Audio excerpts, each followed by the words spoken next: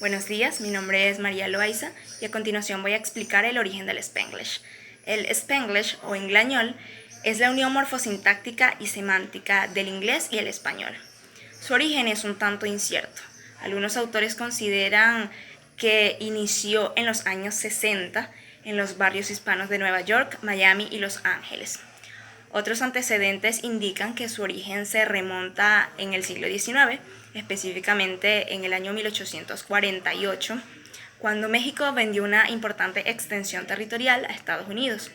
De esta forma, el Spanglish es producto de la migración de hispanos a Estados Unidos. Otro dato interesante es que este término se acuña al humorista puertorriqueño Salvador Tío, quien publicó la teoría del Spanglish el 28 de octubre de 1942. En esta teoría, Tío explica que el Spanglish es la españolización del inglés. Años más tarde, el 27 de marzo de 1971, publicó su segunda teoría, titulada Inglañol o Ingañol. En ella explica que las palabras en español se le da un sentido en inglés. Entonces, el Spanglish es un fenómeno producto de la convivencia de dos lenguas, una mayoritaria, el inglés, y una minoritaria, el español. El Spanglish no es considerado un idioma, sino una jerga híbrida. No es de uso oficial, sino solo de uso coloquial. Buenos días, en esta ocasión les hablaré sobre la alternancia de código. La alternancia de código o code switching en English es un fenómeno de cambiar de una lengua a otra o incluso de un léxico a otro. Cuando alguien hace empleo de una palabra, morfema o código en una conversación. Este fenómeno es comúnmente visto en personas bilingües o multilingües para quienes este ocurre de forma inconsciente. Según la Universidad de Barcelona, esta es una característica del habla bilingüe que consiste en la alternancia entre dos lenguas por parte de un mismo hablante, dentro de un solo discurso, oración o constituyente. Pero ¿por qué las personas bilingües hacen uso de la alternancia del código? Hay varias razones. Cuando se requiere hablar de un tema en específico, lo cual se hace el uso de una sola lengua. Cuando se quiere hacer entender o explicar, por ejemplo, cuando un alumno no entiende un tema y el profesor hace el cambio de códigos a la lengua materna. Tercero, cuando se quiere mostrar gratitud o solidaridad. Y cuarto, para marcar una comunidad, que es lo que pasa con los latinos que residen en los Estados Unidos, los cuales hacen empleo del inglés y el español en su núcleo familiar. Gracias. Existen varios tipos de alternancia o cambio de código. Para efectos de esta exposición voy a hablarles de tres tipos. El primer tipo, cambio interoracional, es el que ocurre fuera del nivel de la oración. Por ejemplo, me llamó el abuelo. What happened? Segundo tipo, cambio intraoracional, es el que ocurre dentro de la oración. Por ejemplo, sometimes I'll start a sentence in English y la termino en español. Tercer tipo, cambio de coletilla, o en inglés, tag switching. Consiste en cambiar una frase o palabra coletilla o muletilla, como le quieran llamar, desde un idioma B a un idioma A. Por ejemplo, es que eres así, you know. Ahora, en el Spanglish es bastante común ver y escuchar esta alternancia de código entre el inglés y el español.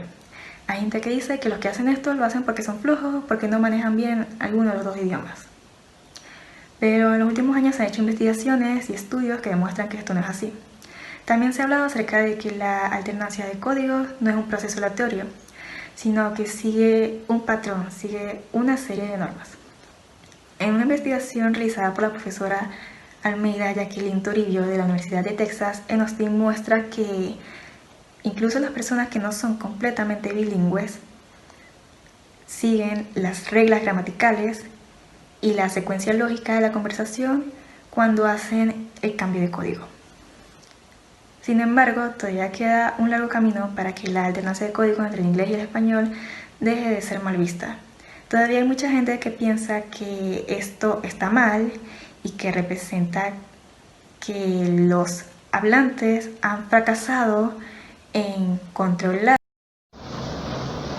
Los latinoamericanos no somos creadores de tecnología, sino simples consumidores de esta. Debido a esto, y gracias a las malas traducciones o adaptaciones, se insertan en este idioma palabras del inglés.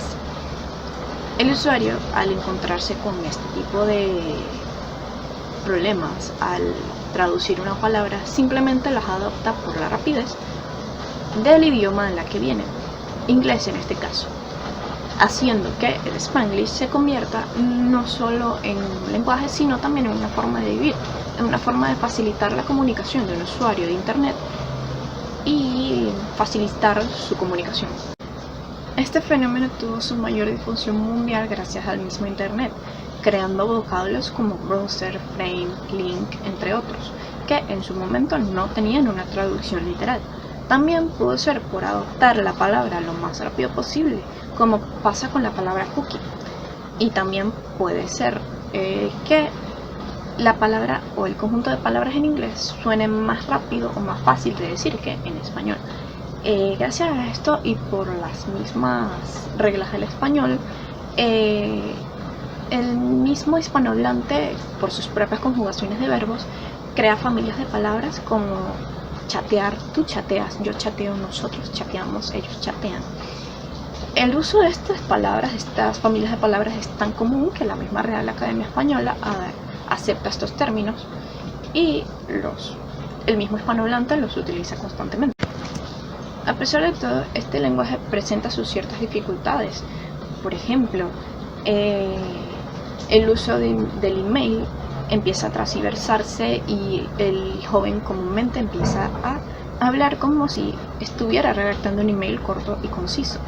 No hay una corrección de texto, de tipeo, no hay una sintaxis, se crean errores al seguir el orden de un texto, entre otras cosas.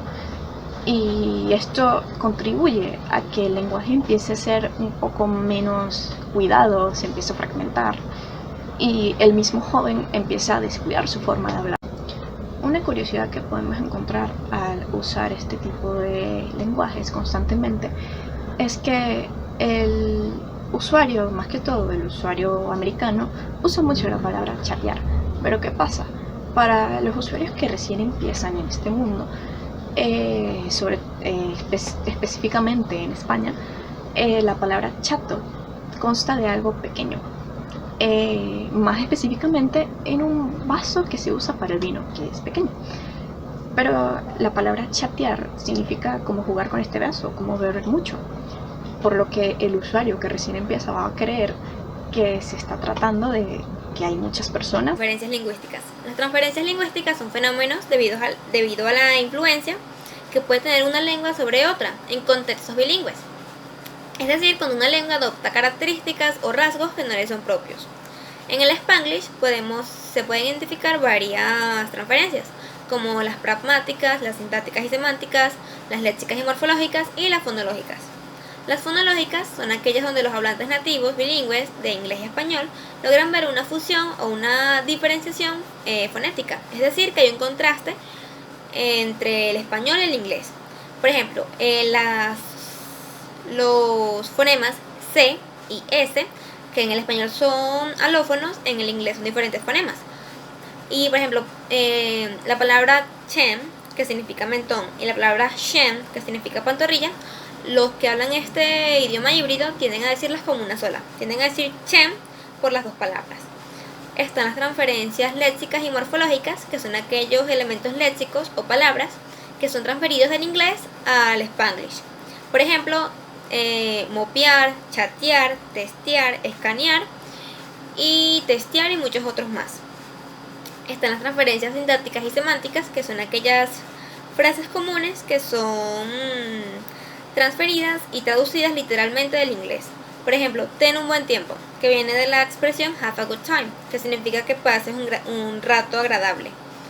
Están las transferencias pragmáticas, que son aquellas en las que se usa un marcador discursivo o un conector del inglés en el discurso español.